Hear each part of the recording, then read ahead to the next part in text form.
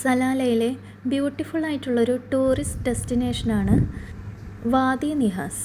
ഇൻഫോംലി നമുക്ക് പുളിഞ്ചോട് അല്ലെങ്കിൽ tamarind forest എന്ന് പറയാം. മെർബാത്ത് താക്ക ഏരിയയിലുള്ള ഒരു ജബലിൻ്റെ ഭാഗത്താണ് ഈ പുളിഞ്ചോട് സ്ഥിതി ചെയ്യുന്നത്.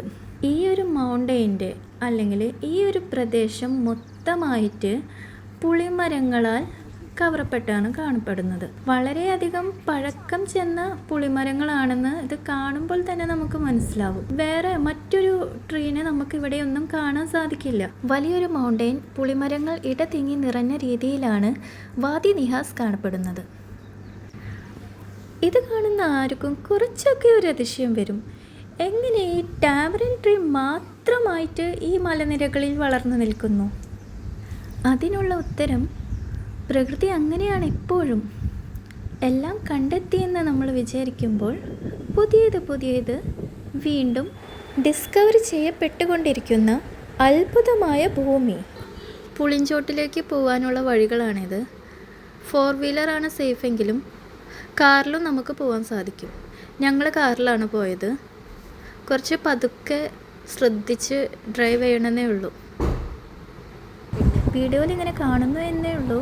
ദുർഘടം പിടിച്ച വഴികളൊന്നല്ല കേട്ടോ, സേഫാണ്. അധികം ബുദ്ധിമുട്ടൊന്നുമില്ല ഡ്രൈവ് ചെയ്യാനും ഒന്നും. പിന്നെ ഇവിടുത്തെ റോഡുകളൊക്കെ നല്ല റോഡുകളാണ്.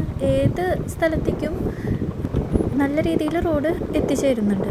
ഞാൻ ഈ ഒമാനിൽ മസ്കറ്റ്, ഒമാൻ, സലാല ഇവിടെ ഞാൻ ശ്രദ്ധിച്ചിട്ടുള്ള കാര്യമാണ്. ബെസ്റ്റ് റോഡുകളാണ് ഇവിടെ ഉള്ളത്.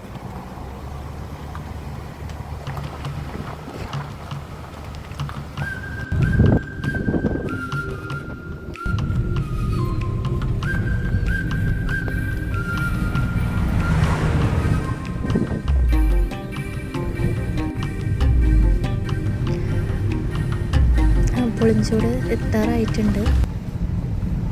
ആ ഒരു വഴികളൊക്കെയാണ് കാണിച്ചിരുന്നത് കേട്ടോ. ഇവിടെയാണ് നമുക്ക് ഹോൾട്ട് ചെയ്യേണ്ടത്.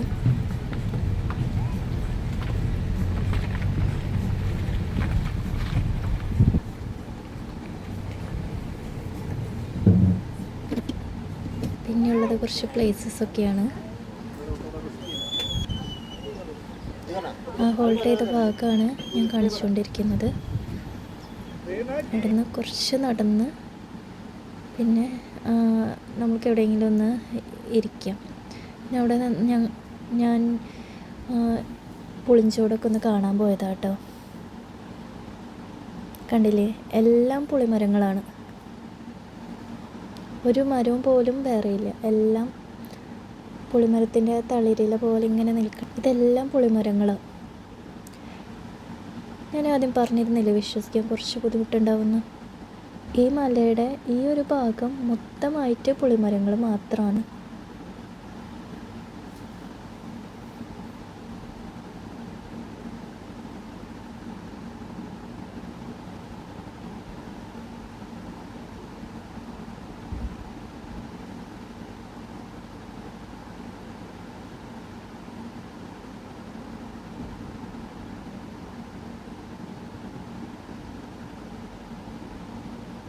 ചെയ്യാൻ പാടുള്ളൂ.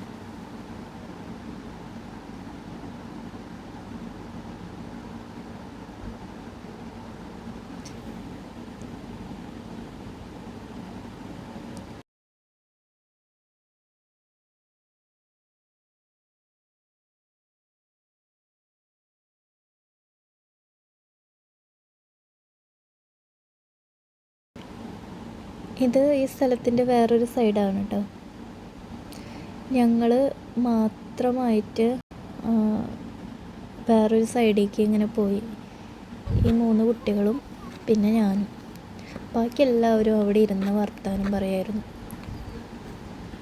നല്ല രസമുള്ള സ്ഥലങ്ങളായിരുന്നു. അവരൊന്നും വന്നില്ല. എനിക്കറിയില്ല എന്താ അവരങ്ങനെ വരാതെ അവിടെ തന്നെ ഇരുന്ന് പോയതെന്ന്. ഞങ്ങൾ ഒരുപാട് കയറിപ്പോയി. സത്യം പറയാലോ, എനിക്ക് വഴി തെറ്റി. ഞാനൊന്ന് പേടിച്ചു. പിന്നെ എനിക്ക് എൻ്റെ മോളാണ് വഴി പറഞ്ഞു തന്നത്. ഇതിൻ്റെ ബാക്കിലായിട്ട് ഈ കടലാണ്. നല്ല ഭംഗിയുണ്ട് കേട്ടോ പ്ലേസൊക്കെ കാണാൻ. അപ്പോൾ ഇത്രയേ ഉള്ളൂ. കുട്ടികൾ വെറുതെ തീയൊക്കെ കൂട്ടി കളിക്കുന്നതാണ്. ഇരുട്ടായിട്ടുണ്ടായിരുന്നില്ല. അപ്പോൾ അവർക്ക് ഇങ്ങനെ ക്യാമ്പിങ്ങിനൊക്കെ പോയിട്ട് തീയൊക്കെ ഒറ്റയ്ക്ക് കൂട്ടിയൊക്കെ പരിചയമായിട്ടുണ്ട്. അപ്പോൾ എല്ലാവർക്കും നന്ദി. മറ്റൊരു വീഡിയോയിൽ ഇനിയും കാണാം.